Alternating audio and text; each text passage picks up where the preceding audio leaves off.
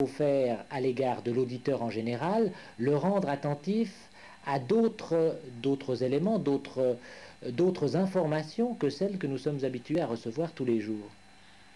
La question est très intéressante, mais je retourne à la base.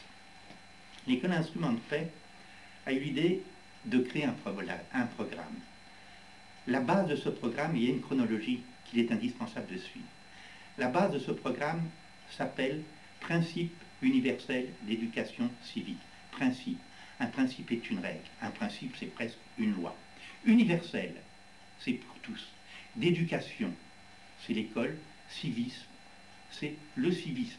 Comment vivre la démocratie? Quels sont nos droits? Quels sont nos devoirs? Et ceci devrait déjà être appris à l'enfant presque en sensoriel, mais c'est difficile à lui faire parvenir, c'est-à-dire dans les 3-4 premières années primaires. De là, nous faisons un grand saut. L'instituteur a eu le temps de préparer l'enfant et la réflexion de l'enfant à vivre ensemble, suivant surtout les méthodes dites actives. Et au travers de ces méthodes actives, il a eu le temps de lui parler de la liberté. La liberté. Mais quand on a la liberté, on croit que c'est naturel. La démocratie, mais on croit que c'est naturel. Mais non, l'homme n'est pas né libre, l'homme n'est pas né démocrate. Ceci repose de nouveau sur le droit. Ce n'est pas une philosophie, n'importe quelle philosophie, c'est la philosophie qui a pour support le droit. Elle n'a pas pour support, elle a aussi pour support la psychologie. Donc, il faut faire passer les messages.